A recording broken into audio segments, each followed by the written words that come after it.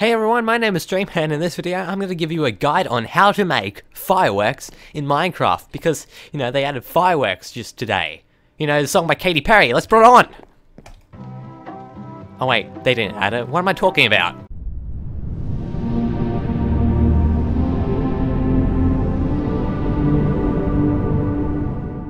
So firework making is pretty easy once you get the hang of it. It's kind of like brewing potions, Looks a bit daunting at first, but once you get used to it, it's pretty easy and you know how to do it off by heart. And if you think I make ice on these, well, don't be ridiculous. No one makes ice. No, that's just absurd. No, I make my ice over here. Anyway, so there are different stages to making fireworks, just like brewing potions, how there's different stages to that. Some may say there's 2 stages, but I say there's 3 because Photoshop them, and I like to be different. So, let's have a look at stage 1. Now, stage 1 is basically your defining stage. Basically, what you're doing is you're setting what your firework is going to look like and act like. So, to do this, you're going to need a few items, which are conveniently placed in my chest right here. As you can see, I have all the items you'll ever need for this stage. Now, the minimum amount of items that you'll need for this stage is 1 gunpowder and 1 of these dyes. You can add other dyes and these items down here to give your firework more spice and whatnot, but these are the minimum amount of what you need. So to start off this tutorial, I'll just use the minimum amount. I'll just get 1 gunpowder and 1 dye. I'll go with light blue dye, and then all I have to do is come into my crafting table and put them in there, and you see that you'll get 1 firework star. Now basically this firework star is only used in crafting, and it's only used in stage 2 and or 3 of the firework making process. Now, as you can see, if I hover over it, you can see that it says small ball and light blue. That's basically describing what it'll look like and telling you the properties it has. So I'll show you a screening of what it would look like if I was to make it into a firework. Now that's all fine and dandy and all, but the firework looks kind of bland, and now that's basically because the firework star is just the default properties with a blue color to it. So to add and change more properties, all you have to do is add certain items while crafting the star. The first thing you can add is more dyes to the crafting recipe, so the firework and the fire star will have more colors. The second thing you can add to the crafting recipe is shape items. Now the shape items are the items down here, and basically they determine the shape the firework will be. So for example, in our first firework, the shape was just defaulted to the small ball shape. In no particular order, the shape items are the fire charge, which makes the firework have a large explosion, the gold nugget, which makes the firework have a star-shaped explosion, the feather, which makes the firework have a burst explosion, and the head, which makes the firework have a creeper-shaped explosion. I'd also like to point out that you can only add 1 shape item to the crafting recipe of your fire star, so you can only use 1 of these things. So you might want to use a fire charge, but you can't use a feather while using a fire charge. Just wanted to point that out. Now the final items you can add to your crafting recipe are these 2 items over here, and now these items are the effect items. Essentially what these items do is they give your firework a different effect. So the glowstone dust gives your firework a twinkle effect, and the diamond gives your firework a trail effect. I'd also like to point out that you can use both glowstone dust and the diamond in the same crafting recipe.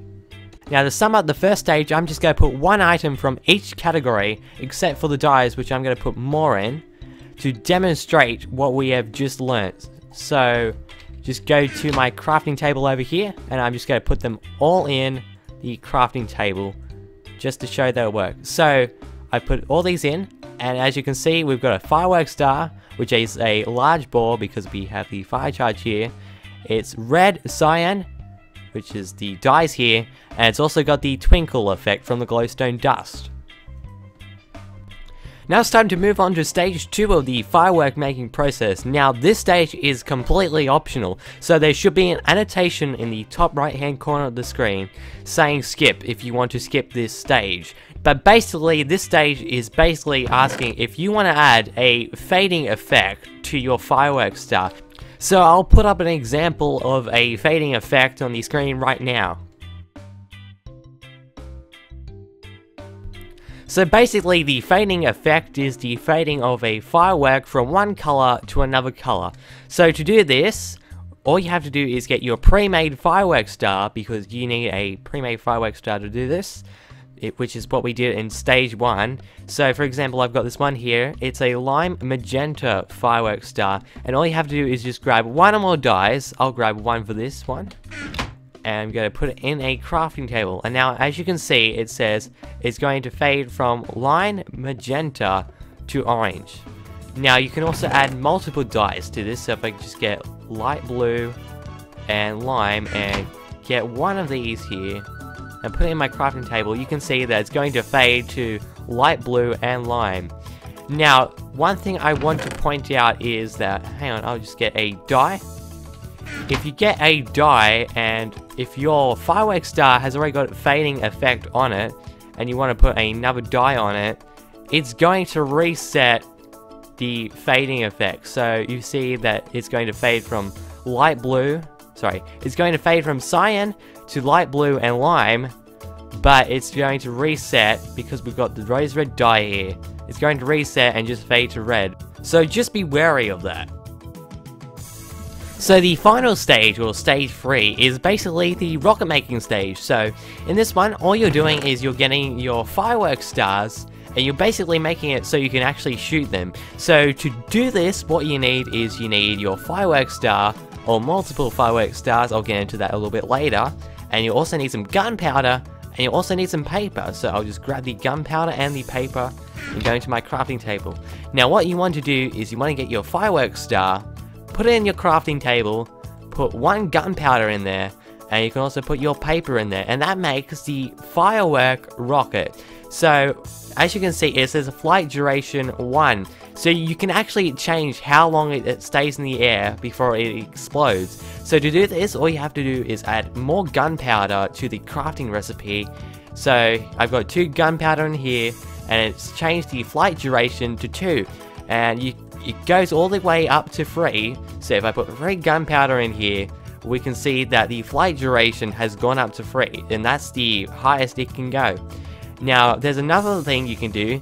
You can also put your fireworks star in there, put some gunpowder in there, put some paper in there, and you can also put more than just one fireworks star in there. So you can have multiple fireworks stars, and it makes the rocket have more firework explosions in it.